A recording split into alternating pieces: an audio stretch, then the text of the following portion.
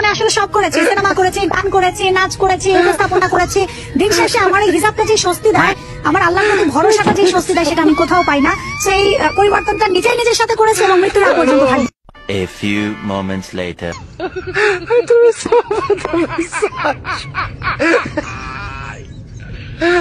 কাজের জায়গা, যেহেতু অনেকগুলো ব্র্যান্ডের সাথে আমরা চুক্তিবদ্ধ ছিলাম, তারাও কিন্তু হিজাব পরার পরে চলে গিয়েছিল। আর হিজাব বা পোশাক দিয়ে কারো চরিত্র বিবেচনা করবেন না প্লিজ।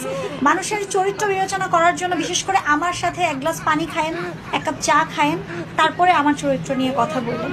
বিকজ চরিত্রটা কখনোই আসলে পোশাকে হয় না, পোশাকে হয় তোমার ব্যক্তিত্বটা।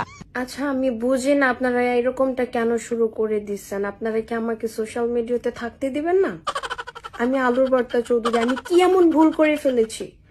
ওই সময়টায় দেখেন, আমার এর আগে 3-4টা বিয়ে হয়েছে। তারপর যখন রাসেল ভাইপারের সাথে আমার ঝামেলাটা হয়েছে, তখন মনে করেন যে আপনাদের থেকে সিম্পাথি পাওয়ার জন্য আমি হিজাব পরেছিলাম, নয়তো আমি মামলাটা সফলভাবে জয়ী হইতে পারতাম না, আর রাসেল ভাইপারকে আমি জালে পাঠাইতে পারতাম না।